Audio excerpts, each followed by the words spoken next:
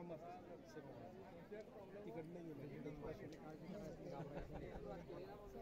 पाहतो की आपल्या देशामध्ये जास्त प्रमाणात स्वरूपात आपल्या ग्राहकांपर्यंत व्यवस्थित प्रमाणे आपल्या मालाची किंवा आपल्या जी वस्तू आहे ती जी चांगली मार्केटिंग करून सांगतो आपल्या पुढं ओढण्याचे काम आपण करू शकतो. आता सद्यस्थितीमध्ये देशात हा अत्याचार होत आहे, याच्यासाठी मी हा विषय निवडलेला आहे. म्हणजे याच्यापासून म्हणजे जास्तीत जास्त जनजागृती झाली पाहिजे. हो सर, महिलांवर जे अत्याचार होत आहे हे रोखण्यासाठी थांबवले गेले पाहिजे. याच्यासाठी अवेअरनेस व्हावा, समाजामध्ये जे घडत आहे ते थांबवले गेले पाहिजे. याच्यासाठी हे अभ्यास केलेला आहे सर. शासन स्तरावर जास्त जनजागृती योजना राबवल्या पाहिजे असं वाटतं का आपल्याला? हो सर, राबवले गेले पाहिजे. कारण की स्त्री ही एक लक्ष्मी रूपात मानली जाते. तर स्त्रीला हे अत्याचार असे सहन करावे लागत असेल तर सर ते रोखले गेले पाहिजे. माझ्या मते तर EVM मध्ये कुठल्याही प्रकारची छेडछाड होत नाही. कारण आम्ही टीचर लोक किंवा बरेच लोक निवडणुकीच्या कामास्तव पण जातो आणि स्वतः आम्ही मशीन त्या ठिकाणी हँडल करतो. मॉक टेस्ट वगैरे पण घेतो. तर मॉक टेस्टमध्ये आणि केलेल्या मतदानामध्ये तिथे कुठल्याही प्रकारचा आम्हाला बदल झालेला दिसत नाही. जेवढं वोटिंग केलं आपण तेवढेच वोटिंग आम्हाला तिकडे चिठ्ठ्यांमध्ये पण दिसतात. तर अशा प्रकारचं कुठल्याही प्रकारची EVM मशीनमध्ये छेडछाड होत नाही. लोक विनाकारणचा संभ्रम ते पराजित झाल्यामुळे किंवा त्यांना विजयी पक्षावर त्यांना गुरघोडी करायची असेल अशा दृष्टिकोनातून विनाकारण ते संभ्रम पसरवतात आणि लोकांमध्ये चुकीची माहिती पसरवतात. काही EVM मशीनमध्ये ज्या गावी झालेले मतदान आहे त्याच्यापेक्षा जास्त संख्या आढळून आलेली या मतगणनाच्या टायमाला. तर ही कशामुळे झाली असेल?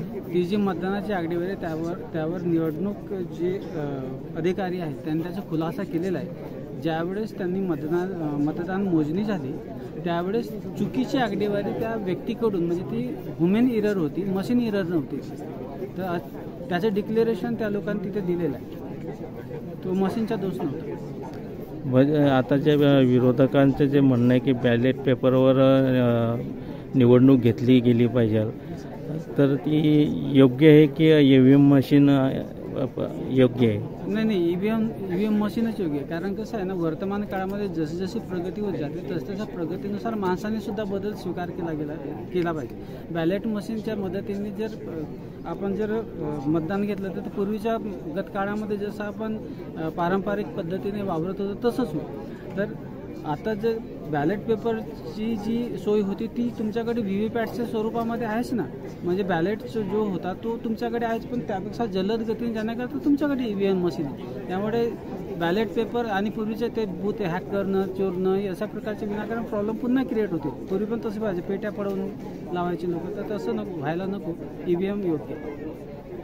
दरवर्षी आविष्कार या प्रकारची एक संशोधन सादरीकरणाची स्पर्धा भरवत असतो आपण.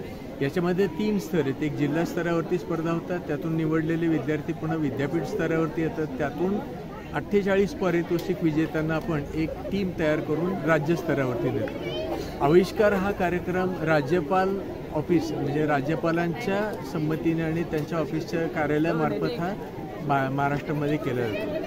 भारतातल्या अनेक राज्यापैकी केवळ महाराष्ट्र एक राज्य की ज्या ठिकाणी 2008 पासून आविष्कार ही संशोधनाची स्पर्धा तयार होते. आणि याच्यामध्ये मुलं काय वर्षभर काय करतात, आपण ज्या ठिकाणी शिकतो त्या ठिकाणी एखादं वेगळं कुठल्या तरी विषयावर संशोधन करतात आणि ते संशोधन पोस्टरच्या रूपाने किंवा मॉडेल स्वरूपामध्ये घेऊन येतात. या ठिकाणी परीक्षकांच्या समोर ते मांडण्याची संधी मिळते आणि मग त्या ठिकाणी नेमकं महत्त्व काय जे समाजोपयोगी आणि काहीतरी नाविन्यपूर्ण असेल आणि त्याच्यामध्ये त्यांनी काम केलेलं असेल, कष्ट केलेले असतील, रिसर्च केलेलं असेल, अशा विद्यार्थ्यांना पुढं पारितोषिक मिळतं आणि त्या विद्यार्थ्यांचं पुढं आणि मग जेव्हा विद्यापीठाची टीम तयार होते त्यांना आपण ट्रेनिंग देतो.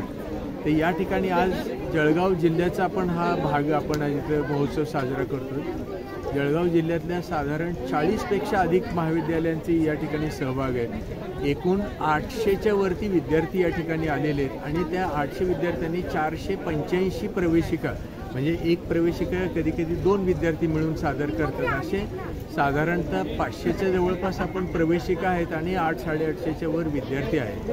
या इथला परिसर अत्यंत रम्य आहे आणि या महाविद्यालयाने इथे खूप चांगली सुविधा आणि सुंदर रीतीने वातावरण दिलेलं आहे. तुम्ही पाहता या ठिकाणी प्रदूषणमुक्त अशा वातावरणामध्ये मी बऱ्याच विद्यार्थ्यांशी बोललो, ते आनंदी आहेत आणि इथले सुविधा चांगले दिलेले आहेत. आणि विद्यापीठाचा प्रतिनिधी म्हणून, निरीक्षक म्हणून मला अशी अपेक्षा आहे की आजच्या या कार्यक्रमातून विद्यापीठाला एक चांगली टीम मिळणार आहे आणि या खानदेशातले रिसर्चर राज्यस्तरावरती नेणार आहे.